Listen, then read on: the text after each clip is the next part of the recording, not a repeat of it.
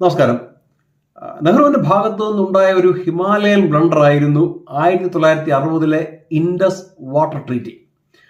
ഇതിനെ ഒരു Himalayan blunder എന്ന് പറയുവാൻ കാരണം ഭാരതത്തിൽ നിന്ന് ഉത്ഭവിക്കുന്ന 6 നദികളിലെ വെള്ളം പൂർണ്ണമായും പാകിസ്ഥാന് കൊടുക്കുവാൻ വേണ്ടി ഉണ്ടാക്കിയ ഒരു കരാറായിരുന്നു ഇൻഡസ് വാട്ടർ ട്രീറ്റി.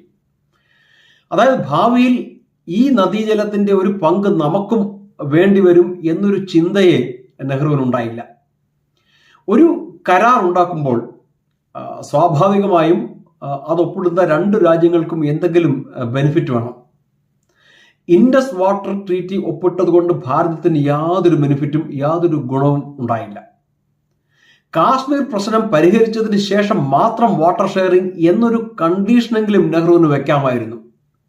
അദ്ദേഹം അതുപോലും ചെയ്തില്ല. വേൾഡ് ബാങ്ക് ആയിരുന്നു ഭാരതത്തിനും പാകിസ്ഥാനും ഇടയിലെ മീഡിയേറ്റർ ഈ കരാറിന്റെ. ഒരു നിബന്ധനകളും മുന്നോട്ട് വയ്ക്കാതെ വേൾഡ് ബാങ്ക് പറഞ്ഞ എല്ലാം നെഹ്റു ഒപ്പിട്ട് കൊടുത്തു. ഈ വാട്ടർ ട്രീറ്റി കൊണ്ട് ശരിക്കും കഷ്ടപ്പെടുന്നത് കാശ്മീരിലെ നമ്മുടെ കർഷകരാണ്. കാരണം ആ സംസ്ഥാനത്തെ നദികളിലെ വെള്ളത്തിൽ അവർക്ക് യാതൊരു അവകാശവും ഇല്ലാതായി. അത് മുഴുവൻ ഉപയോഗിക്കുന്നത് പാകിസ്ഥാനികളാണ്.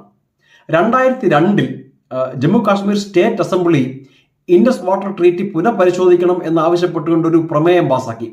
കാരണം ജമ്മു കാശ്മീരിൽ ഉത്ഭവിക്കുന്ന നദികളിലെ ജലത്തിന്റെ അവകാശികൾ പാകിസ്ഥാനികളാണ്.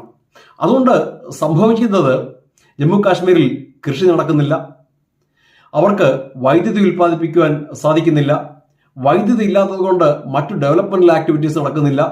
ഇതൊക്കെയാണ് ജമ്മു കാശ്മീരിന് ഈ ട്രീറ്റികളുണ്ടായ ദോഷവശങ്ങൾ. ഒരു പ്രധാനമന്ത്രി എന്ന നിലയിൽ ഭാരതത്തിന്റെ താല്പര്യങ്ങളെ സംരക്ഷിക്കുന്നതിനേക്കാൾ താൻ ഒരു ജനറസ് നേതാവാണെന്ന് ലോകത്തിനെ ബോധ്യപ്പെടുത്തുവാനുള്ള ഒരു ശ്രമം നെഹ്റുവിന്റെ പല തീരുമാനങ്ങളിലും നമുക്ക് കാണാം. അതിന്റെ മറ്റൊരു ഉദാഹരണമാണ് ചൈനയുമായി ഒപ്പുവെച്ച പഞ്ചശീലം. ഈ പഞ്ചശീലം ഒപ്പുവെച്ചതുകൊണ്ട് ഭാരതത്തിന് യാതൊരു പ്രയോജനവും ഇല്ല. ഇതൊക്കെയായിരുന്നു നെഹ്റുവിന്റെ പല തീരുമാനങ്ങളും നീക്കങ്ങളും പോളിസീസും ഒക്കെ. അടുത്ത ആഴ്ച മറ്റൊരു നെഹ്റുവിയൻ ബ്ലണ്ടറുമായി കാണുന്നതിനും വരെ thank you so much. Vande Mataram.